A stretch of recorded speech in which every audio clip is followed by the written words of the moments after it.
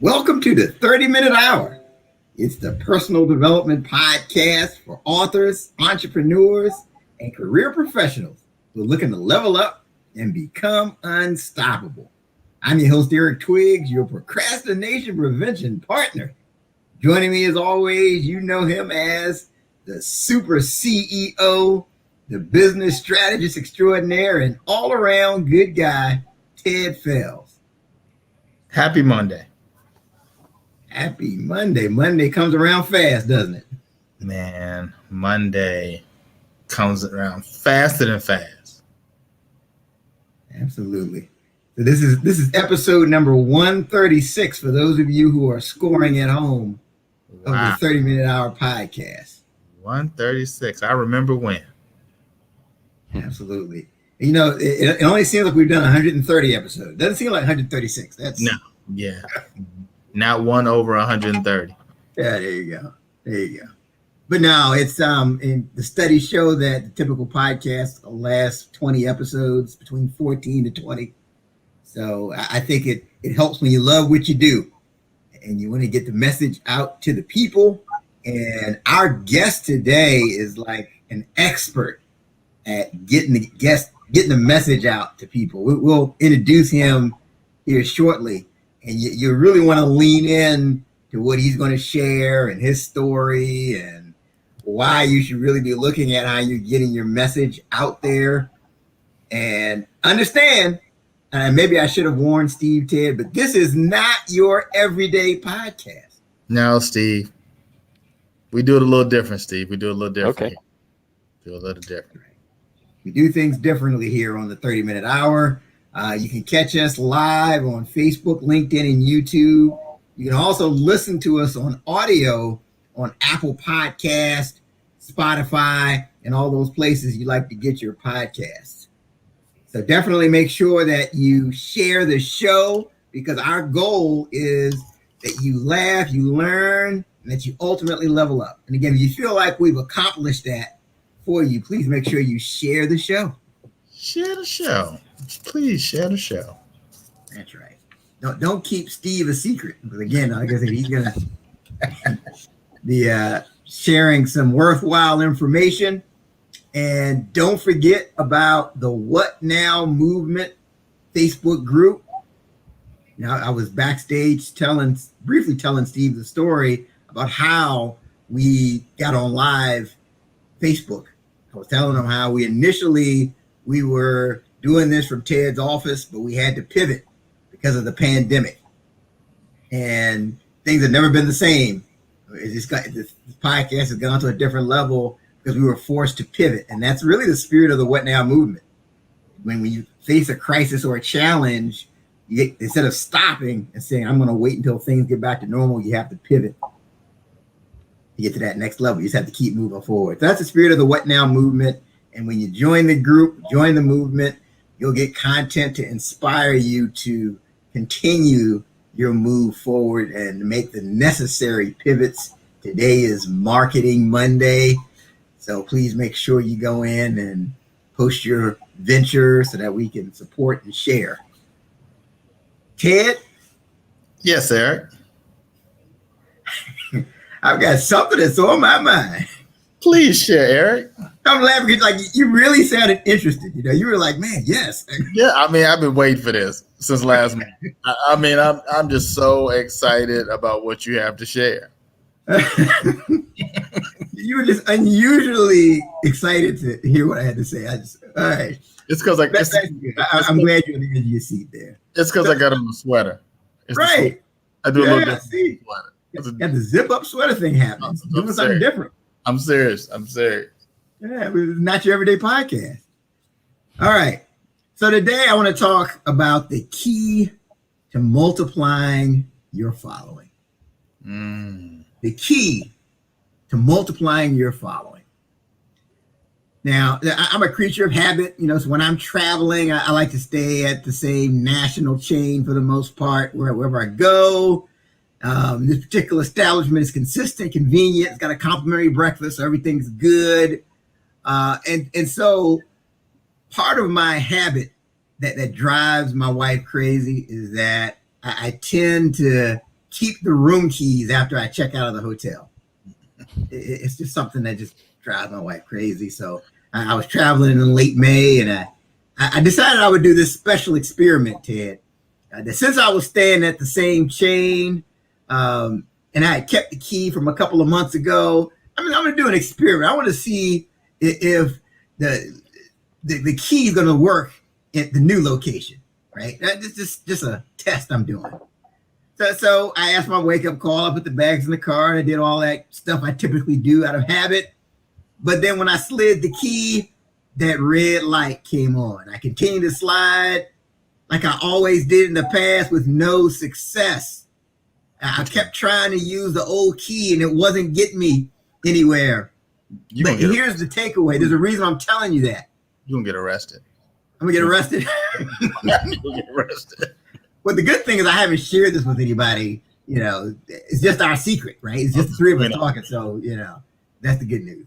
but here's the big takeaway. There's a reason why I'm sharing that story with you. This is the part of the program where you really just need to pull over to the side of the road if you're driving, because we need your undivided attention. If you're in the gym, we need to just press pause on the treadmill. Ted, anything else the people need to do? Steve, put the ham sandwich down. This is the time to put the sandwich down. It's about to get good. That's right. Put the ham sandwich down. Here's the big takeaway. Here's why I shared that little story for you. You can't unlock a new door with an old key. You can't do it. You can't unlock. Don't try to unlock a new door with an old key. And this really applies when telling the story of your brand. And think about marketing. A lot of times it's easy to try to unlock a new door with the same old key, and what you've always done doesn't always work. We have to keep that in mind. So telling your story in both sound and images, now that's the key to multiplying your following. That's right. You have to do something different. That's opening that's using a new key, incorporating sound and images as far as getting your message out there and telling your story to the world.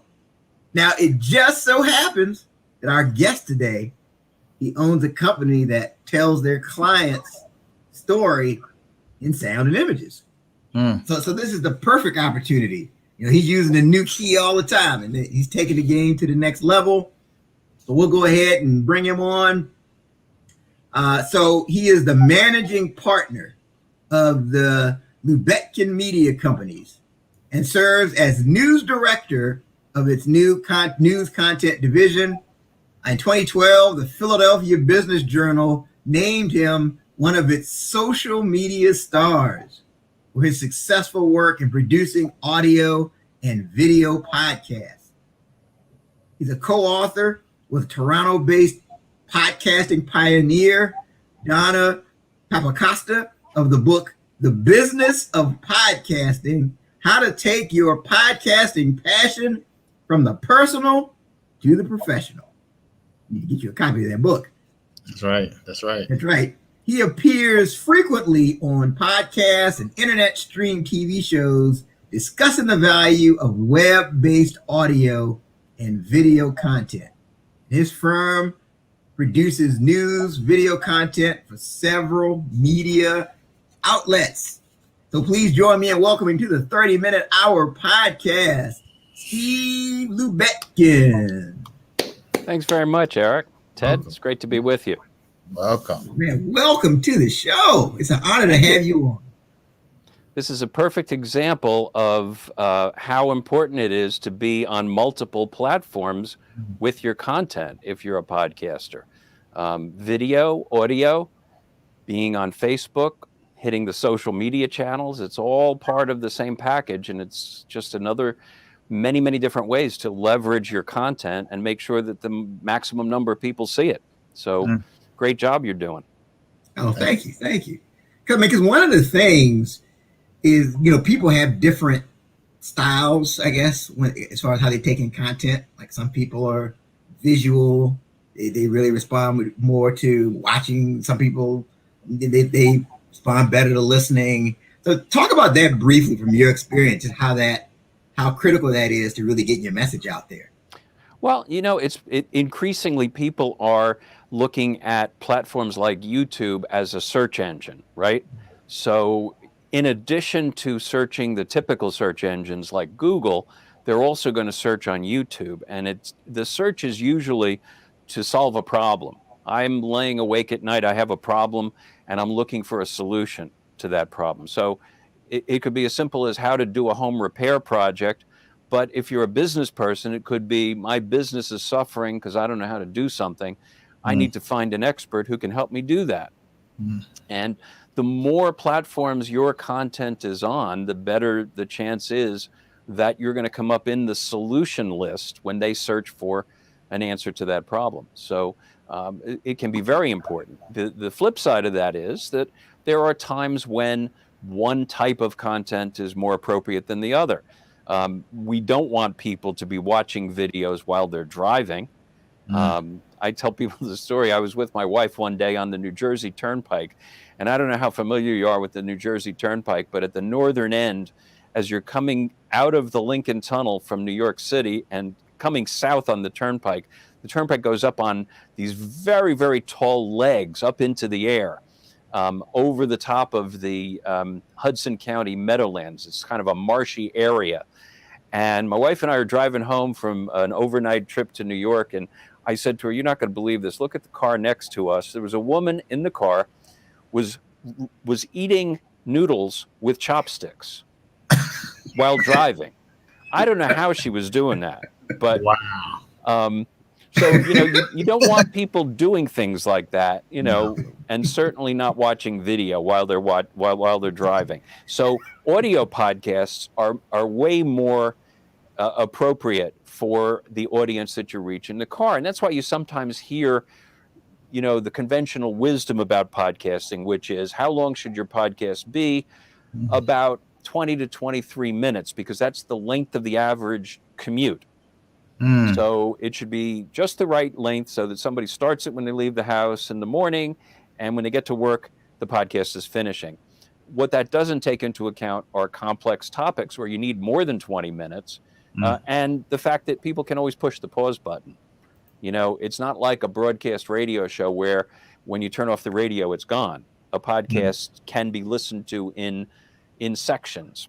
Or watched in sections. So, you can tailor your content to be digestible in chunks, but it can also be longer if it needs to be. And we've found great success, depending on the topic, depending on the content, with podcasts of all kinds of lengths, from very, very short ones to very, very long ones. Yeah, you bring up some interesting points here. And most of the studies show that people are willing to more willing to listen to let's say a 1 hour podcast or hour and a half podcast than they are to watch it on video. So typically, like, in audio, people are doing different things. They may be working out, I think that's the advantage of the medium of audio. I mean, what are your thoughts on that? Well, I think it's true. I think for the most part, if a podcast is a conversation like we're having now, the video piece is nice because it lets people see who the people are, but it's not an essential part of the experience for the audience. What's essential to them is that you're giving them useful, actionable information, and they can take that in an audio way and be multitasking at the same time. Very much like listening to the radio while you're reading the newspaper or working on some work. It's easier to do that with audio. You have to devote more concentration to watch video. And the other piece about video, traditional video producers will say, and I tend to agree with them to some extent, that because it's a visual medium, it's helpful to have visuals of the things that you're talking about. So what we like to do with clients, if they're doing a video, is to have what they call in the business B-roll. That's the pictures of the thing that you're talking about, and lay that in over the screen so that people can see it while you're talking about it. So if you're talking about, say, a manufacturing process where, machines in a factory are creating some product, If you have video of the machine creating the product, that could be something really interesting for people to look at. People love to look at behind the scenes videos. I was looking at one today. It was a behind the scenes video of a TV commercial that Emirates Airlines shot. Emirates is the airline for Dubai, the Arab Emirates. They shot a TV commercial where they took a female stunt person, dressed her up as a flight attendant for the airline, and took her to the top of the tallest building in the world, the Burj Khalifa in Dubai. And this building is about 2,000 feet tall. And they put her on the top of the antenna mast. And then they filmed her waving from the top of the antenna mast as a flight attendant. And they showed how they did this. It took weeks of preparation and training.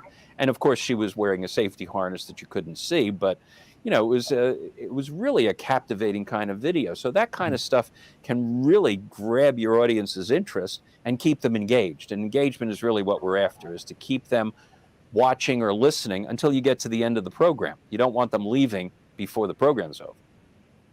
Interesting. Oh, for sure.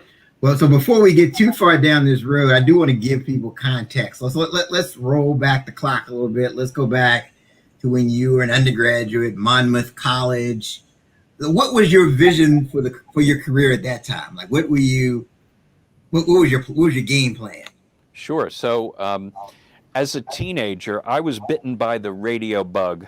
My dad worked at a local military base in Monmouth County in central New Jersey, where the Army did all of its training for people entering the Army Signal Corps, which is the communications arm of the military.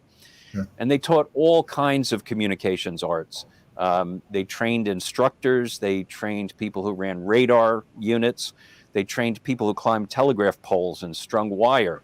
They also had one of the first multi-channel closed-circuit television networks in the country. Back in the 50s and 60s, they were doing some very revolutionary stuff. But the key thing for me was they also trained the announcers for Armed Forces Radio. And my dad got me into the studio where they trained the announcers one afternoon. It's a mock-up of a radio station. And the instructor spent an afternoon with me teaching me how to cue up vinyl records and prepare commercials to be broadcast and use the microphone and work the board. And when I left that day, I was hooked. I wanted to be on the radio. And I went home and I made a little radio studio in my parents' basement. Wow. I made pretend radio shows on a reel-to-reel magnetic tape recorder for my friend. My best friend and I would play chess in the basement. He was the only one I could get to listen to the shows. But then when I got to Monmouth had a student-run radio station. Monmouth is now a university. It was a college back then. And that was my first stop on campus, was the radio station. So how can I do this? And they said, well, if you can pass the FCC license test, we'll put you on the air.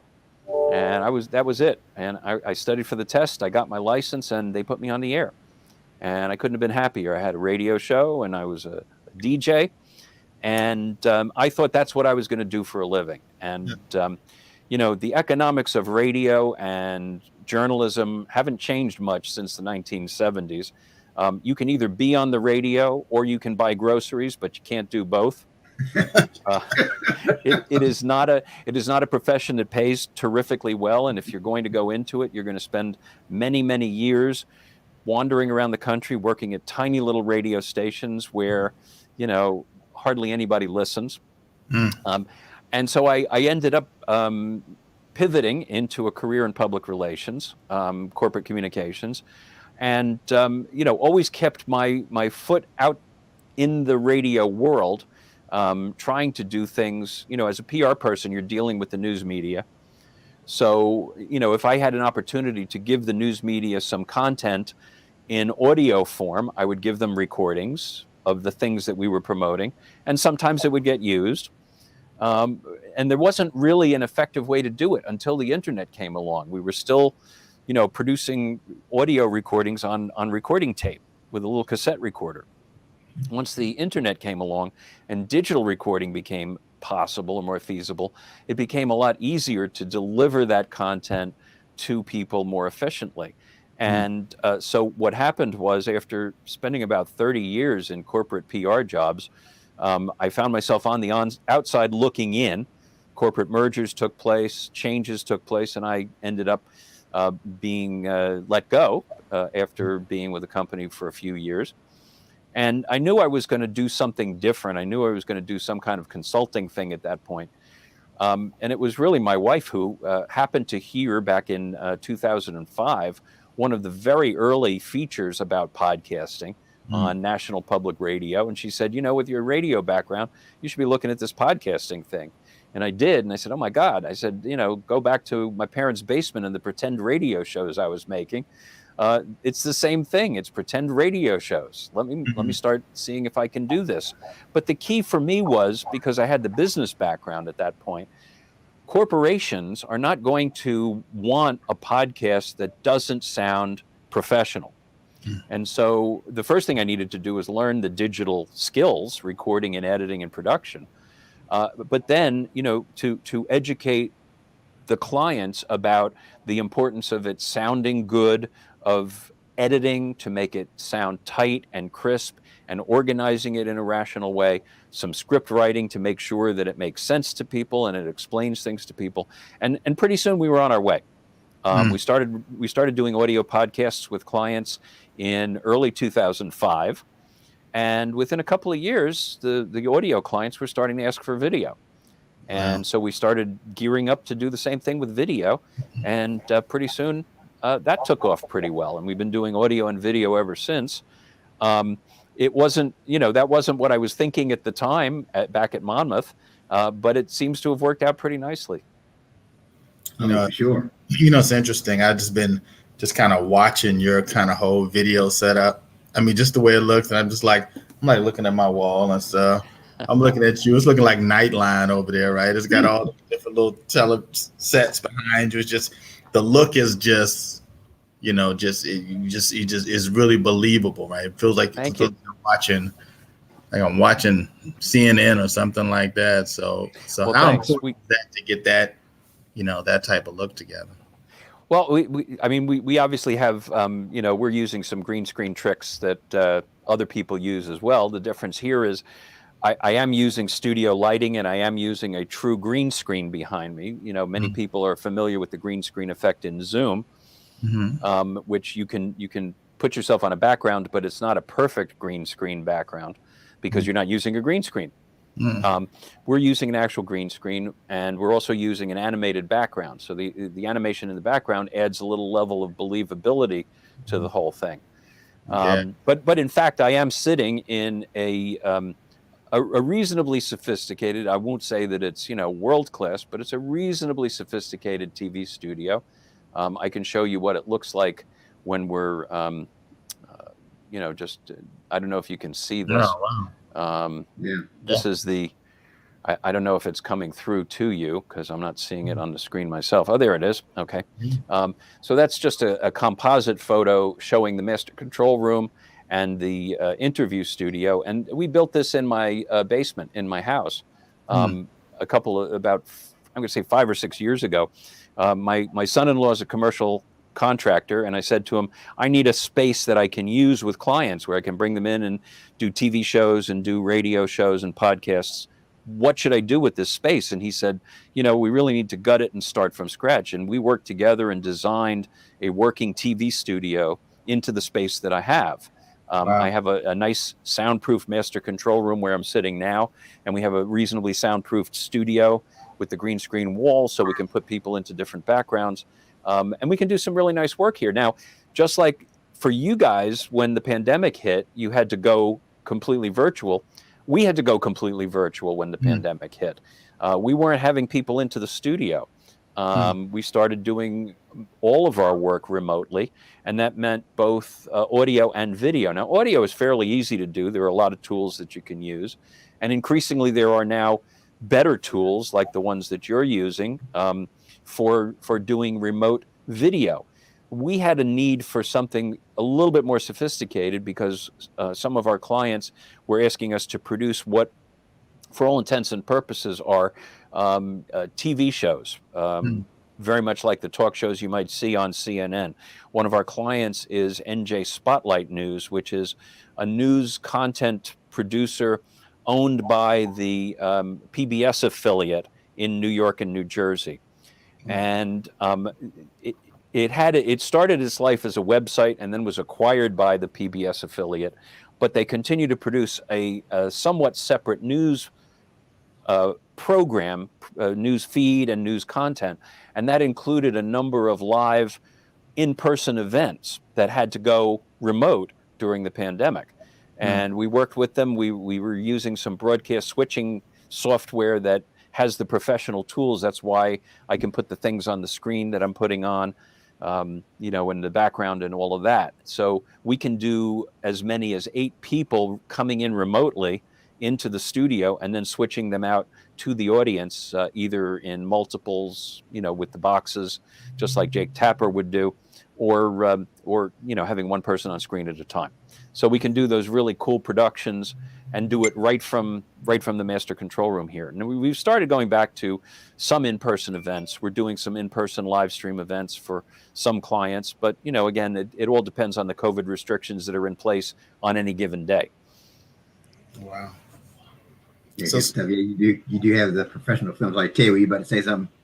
Yeah, I was just wondering. Steve, sounds like you've been doing this for some time. Where do you think the future of podcasting is going? Well, I think, for people like you and me and others who are doing podcasts who are not part of the mainstream media, I think podcasting is always going to be a great opportunity. Because, as long as you put it in perspective, because we are not going to probably make huge sums of money off of our podcasts. Our podcasts are going to be a way for us to demonstrate our expertise, demonstrate our knowledge, and hopefully from that, encourage people to become clients for the other services that we offer, right? What people have to remember, and I was talking to Eric about this before we went on the air, when you see, a news story that says Barack Obama now has a podcast, the marketers at the broadcast outlets have taken over the word podcast and use it to refer to almost any audio or video content that they're distributing. And for the large celebrities like President Obama or Mrs. Obama or any of the other people who are, celebrity status people, what they're really doing is producing what used to be called a syndicated TV or radio show. They would produce these shows, and then they would hire a company that would place them on broadcast outlets around the country. There's no need to do that anymore. They can get it on the internet and deliver it to a worldwide audience with a lot less fuss and bother than it used to take to syndicate a show. But the reality is that those shows still have the marketing muscle of major media companies like HBO or CNN or ESPN behind them. And so in a lot of ways, they are just TV shows or just network radio shows. The only difference is they're not going up to the satellite for distribution. They're going on the internet, and anybody can grab them. So you have to be a little bit, and I guess I'm a little cynical in that respect. It is enormously complex to do a podcast like the ones that have become very popular, like the murder mystery shows, like Serial, which was one of the first podcasts to break out over 1 million downloads. Now, Serial was produced by a team of people who used to work for NPR. Many of them still do. The host of the show was a producer for Ira Glass for This American Life. The show was produced in a multi-million-dollar NPR studio in Chicago with a team of writers and editors and audio engineers. And so, from the standpoint of what you and I and other people are producing as podcasts, they had a big team of people working on it. And it's enormously labor intensive. The editing, the script writing, the post-production, the sound design, picking just the right music snippets to put in between to bridge segments. And when I get clients who say, we want to do a show like that, and I tell them how much it's going to cost and show them how much time it's going to take, we usually end up back here at let's just do an interview, you know? And that's not a bad thing, by the way. It's not a bad thing, but it's just important to keep it in perspective. And one of the reasons why Donna and I wrote the book that we wrote was to kind of like puncture that notion that there's only two ways to make money in podcasting. One of them is to get people to pay for it for subscriptions, and the other is to sell ads when you become really popular. And both of those are very challenging. We could talk about them, but both of those are very challenging business models for most podcasters. Okay. So let's back up a step, because I do want to get more into the book, and we can even talk about kind of the different monetization models. But so you started Lubetkin Media Company. So describe like your typical client and how you help them. Sure. Our typical clients are corporations and sometimes nonprofit organizations that want to communicate with their audiences about the work that they do. And so in a couple of cases, I'll give an example. One of our clients for a number of years is a large global insurance company that focused on business-specific insurance risks. These are not typical life, home, auto, or health insurance policies.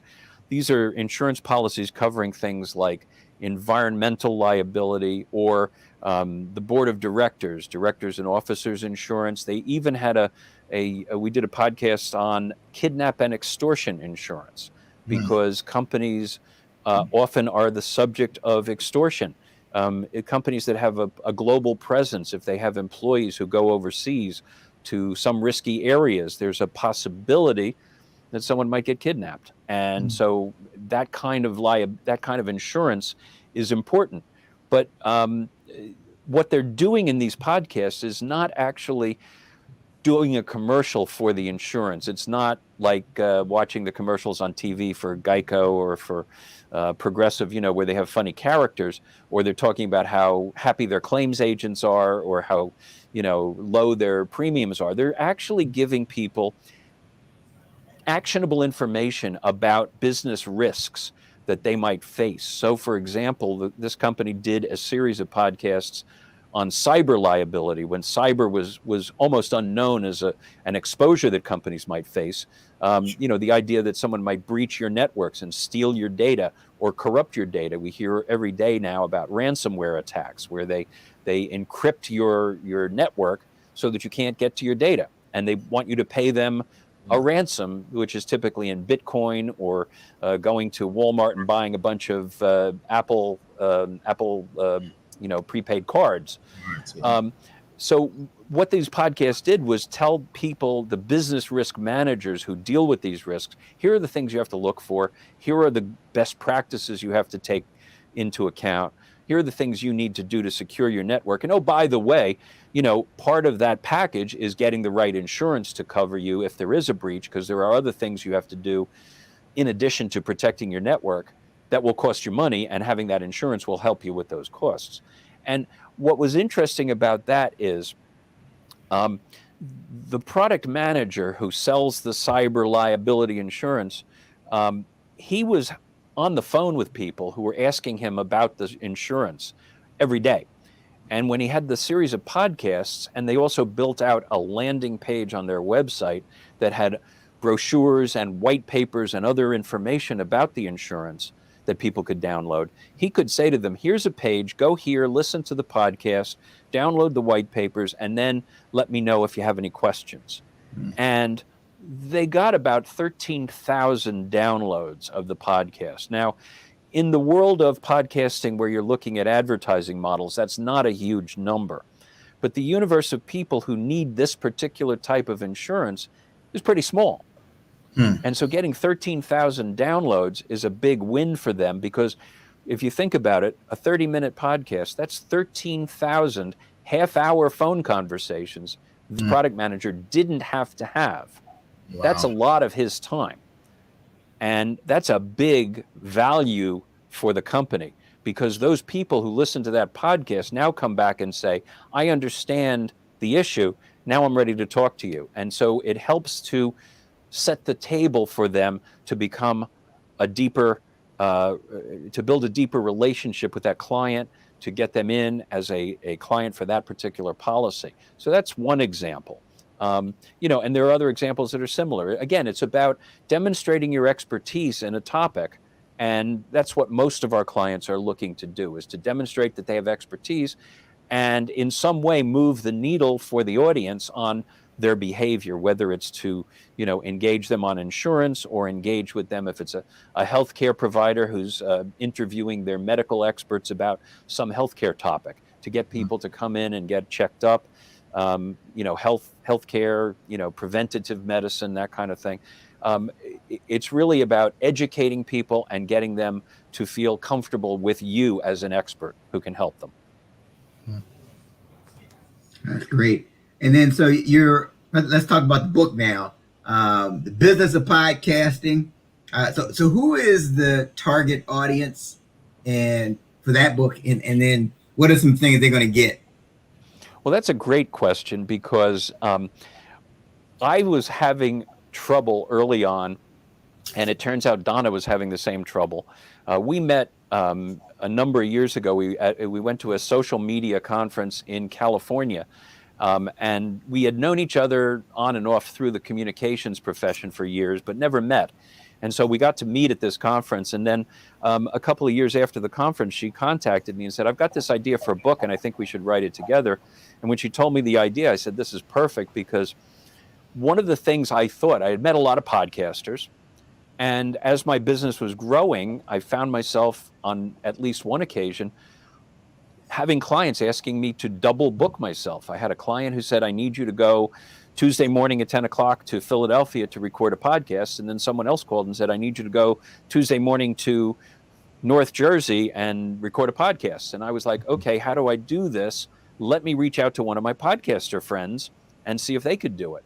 And what I discovered was people who were doing podcasts at that time were not thinking about podcast production as a business. They were thinking about podcasting, being a podcast host. And the response I got was, well, gee, I'd have to unplug the computer under my desk and put it in the car. They were all, working on desktop computers with the microphone plugged into the computer, and they didn't have the kind of gear. I came from a radio background, right? So you have, microphones and wireless mics and mixers and things that you can throw in the car. And they didn't have those things. And I thought to myself, whoa, this is an opportunity people are missing. And what Donna and I had both found was, as we said earlier, the advertising model only works for a very few podcasts, because advertising is purchased by large companies on behalf of large companies, and they look at it from what's called a CPM perspective. The CPM actually means cost per thousand. How many thousands of listeners am I going to get, and what does it cost me per thousand? And if you don't have literally tens of thousands or hundreds of thousands of downloads, they really can't model that in a way that pays you for your time. There are some podcast advertising networks that you can join. But the amount of time you have to spend preparing your podcasts in a certain way to meet the specs for those networks, reading the commercial in your podcast, preparing the links on your website to meet their specs, and them tracking the podcast to track downloads and then pay you. At the end of 3 months of you doing that, you might get $10. And that's not a really robust way to make money. So we kind of had ruled out advertising as a really good way of doing things. The other way that people think they're going to make money from podcasting is subscriptions. And again, some people have very compelling content and they get a great following, but the vast majority of people don't get to that point. And when and we also have, the people who live on the internet have been conditioned over the last 30 years or more that everything should be free. And it's useless to have the conversation with them about paying for content that you value, because they just don't want to do it. A few years ago, we were producing a quarterly business outlook podcast for a local chamber of commerce. The chamber let us do it for the visibility of it. And at one point, we started getting a lot of downloads. Right before the crash of 2007 happened, when the markets turned and the housing bubble burst, we got about 4,000 downloads for one of these podcasts. And I said, gee, would you guys mind if I charged a little bit for the podcast? And they said, no, go ahead. And if you make any money on it, give us a cut. We went from charging nothing for the podcast to charging $1.99 for a download. And the podcast literally one quarter to the next quarter went from 4,000 downloads to 0. People were unwilling to pay. Now we're talking about a 1 hour to 90-minute panel discussion with leading executives from major companies in the Philadelphia region. We're talking about CEOs of multi-billion-dollar companies. We're talking about the chief economist of the Federal Reserve Bank in Philadelphia, and people wouldn't pay for the content. Wow. And so I said, it's a waste of time to try, because you can't persuade people of that. But where there is an opportunity for podcasters, and this is what the book talks about, is the idea of setting yourself up. Have your podcast. Have your weekly conversation on Facebook, on YouTube, on StreamYard, whatever. But also make sure you have the gear and the expertise to make yourself available to people who need help in producing their own podcast, because there's other people out there who want to do it, but they don't want, or they don't have the time to get into the technical details of the actual production. And if you can make yourself an expert on that, you can actually make yourself some money. And that's the premise of the book, and that's the target audience, is podcasters who have actually spent a little time learning how to do it, maybe spent some money buying some equipment so they can do interviews when they're on the road, and figure out a way where they can leverage that gear and leverage that expertise to become an expert for other people. I imagine a lot of the money is made in the kind of the do-it-for-me model, where somebody pays the person to edit and kind of handle a lot of those details. Yeah, absolutely true. I mean, that's where we make our money, is from companies hiring us to help them produce. Now, in some cases, they ask me to host the podcast, and my radio background is that I love hosting these things, but I don't have to. In many cases, they want to host it themselves. They have a member of their communications team or a member of the marketing team who acts as the host. They bring in the subject matter experts. We guide them. We help them with structuring it. We do the editing. We do the sound design to make it sound good, and then we help them distribute it. Some of them want to distribute it themselves. With others, we help them get it up on the content distribution platforms that feed into the popular podcast hosting companies like iTunes and Spotify and the others. And that's the service that they pay us for. They pay us for production services. Yeah, man. I would think the subscription model you mentioned earlier would be tough, just because you can get all the information everywhere. And that's the problem. The problem is that, if you have your own unique take on whatever your subject matter specialty is, there's always someone else doing it for free. And it's really, really hard to differentiate yourself in a way that makes people say, yeah, I want to give him $5 a month, or I want to give him $6 a month. And even if they do, if you get 10 people giving you $6 a month, is it really worth $60 to do all that work?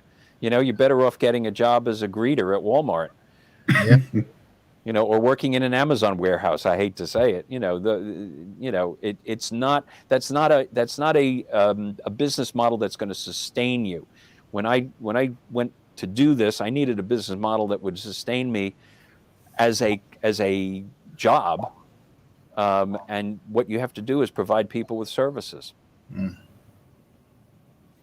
Interesting. So we have people that they want to start a podcast. They see the over 2 million plus people are now podcasters. They want to get in the game and they want to multiply their following. What advice do you have for that person that wants to start, but they maybe don't know where to start? Well, I think that there are a number. There's literally hundreds of books and some free material about how to start a podcast. The technical aspects of it are not terribly difficult. There are free recording tools that people can use to record audio podcasts and even video podcasts.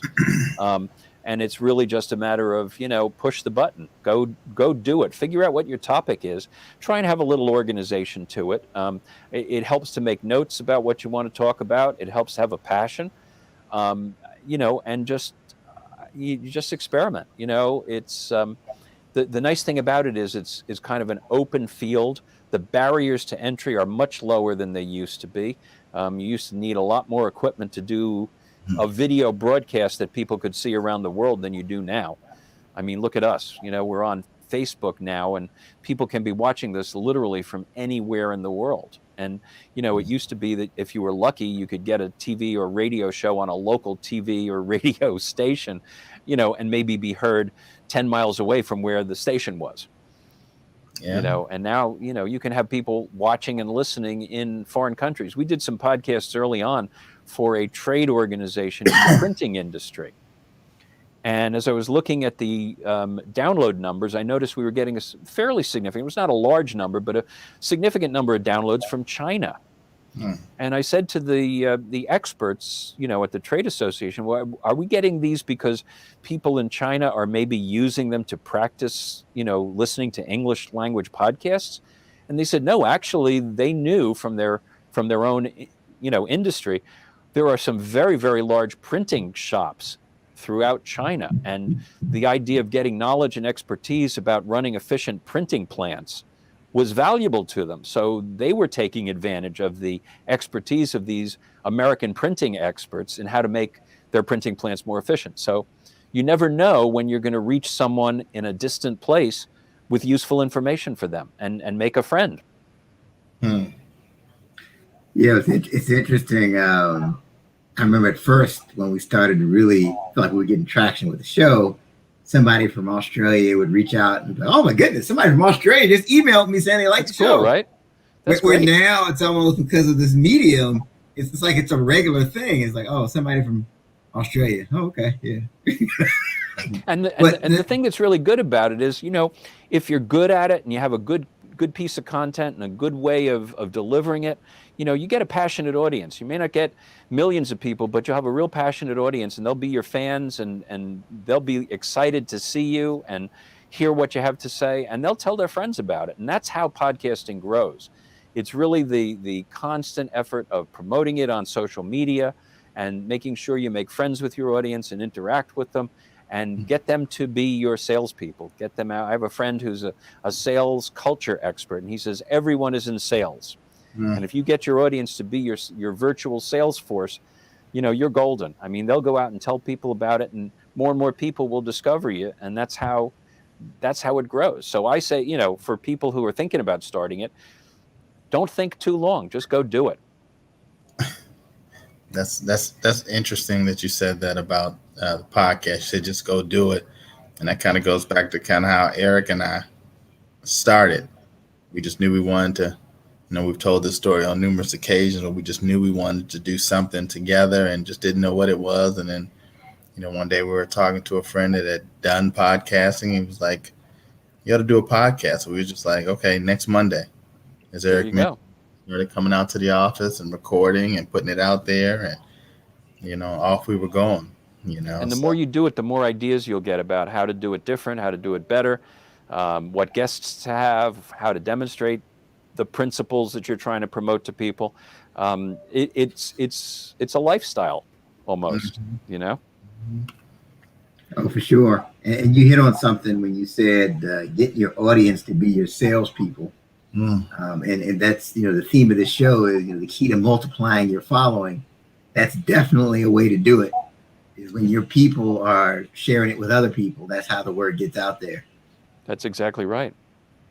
Yep, great point. You can't do better than having someone recommend your podcast to their friends, because they're a trusted advisor to their friends, right? Yep. They may not know you, but the friend says I should listen to Eric and Ted. They're going to listen.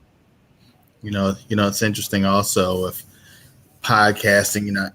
I've mentioned in the past, like when I was a kid, and I was like, man, it would be great to be like a sports caster, sports analyst or something on television. Like that was could have been like a dream job. Didn't really pursue it much, but then now years later doing podcasts, I just feel like, okay, we get on here and, people listen to us and, and we try to put good content together. And I feel the same way as I would have felt, on some news network. We're on here talking. Yeah. And absolutely. Service. No, it's absolutely true. And the other thing that people don't realize at first, but once they get into podcasting and they test the waters a little bit, because podcasting is the cool thing right now. Yeah. People are willing to be guests on podcasts.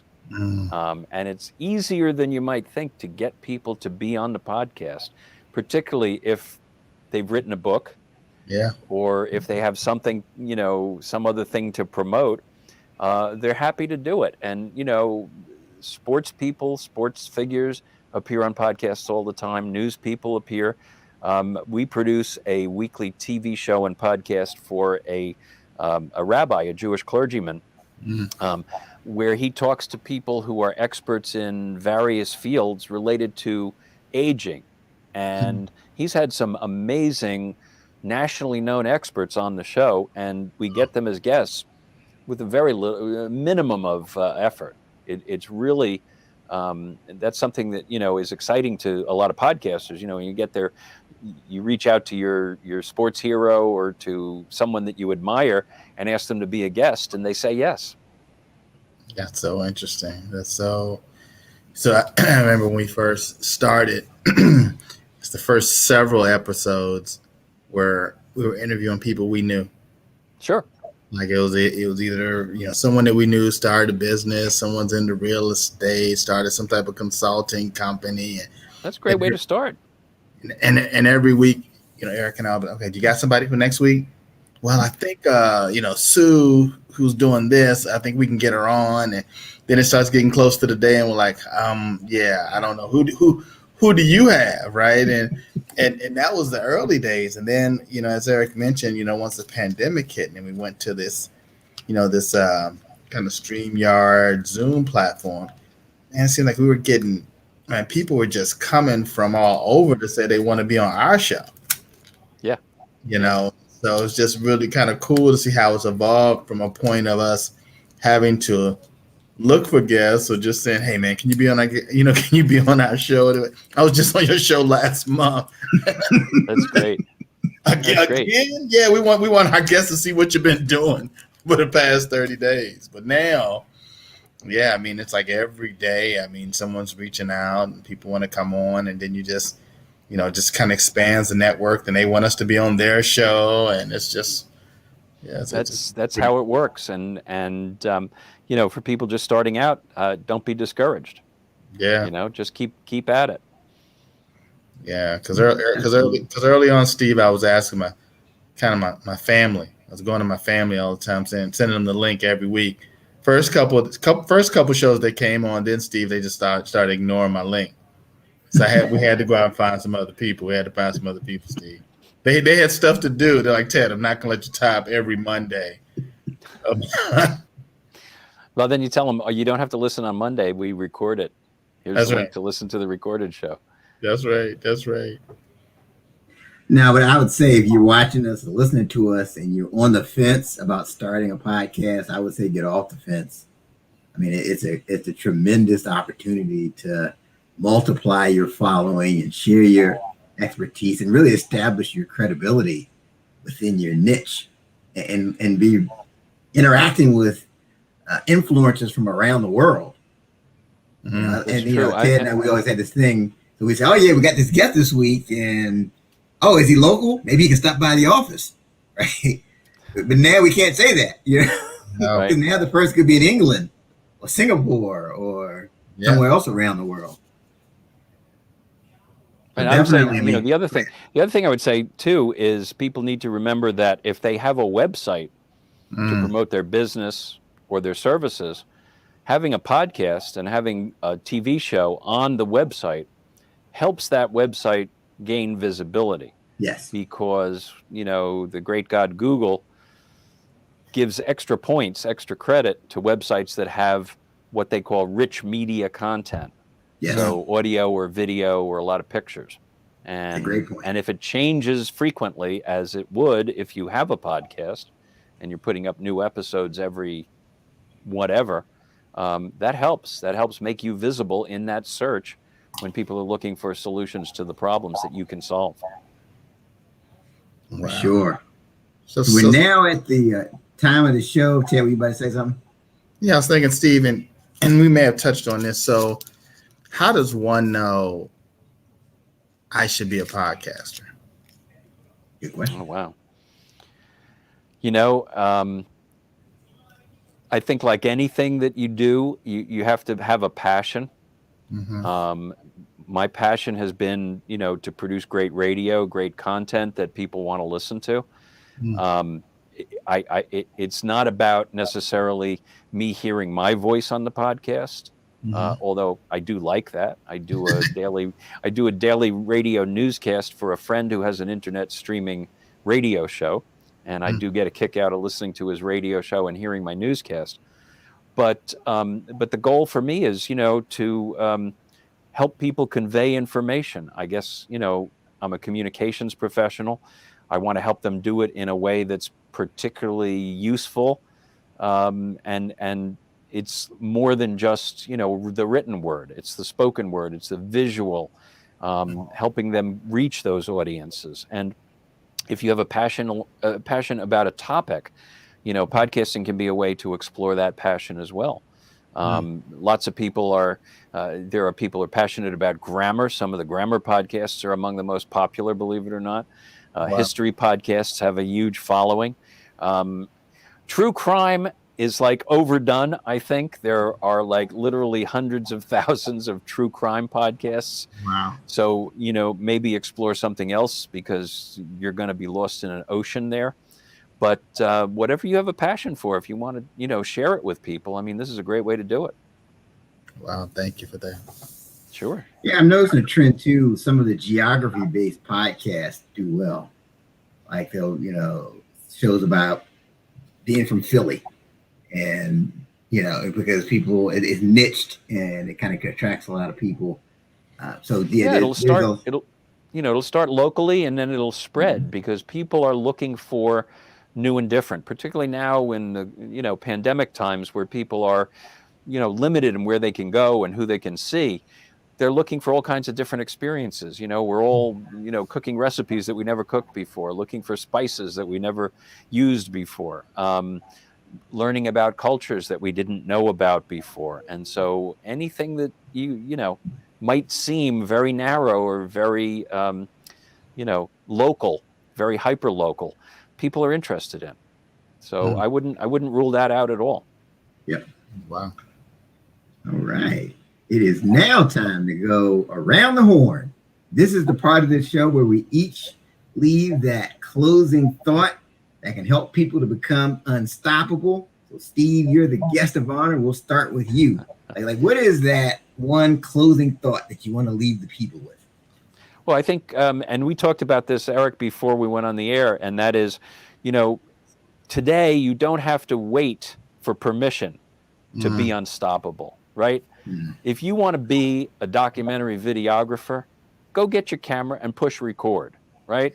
You don't have to wait for some guy or some person in Hollywood to tell you, okay, it's now time for you to stop carrying my coffee order and look through the viewfinder.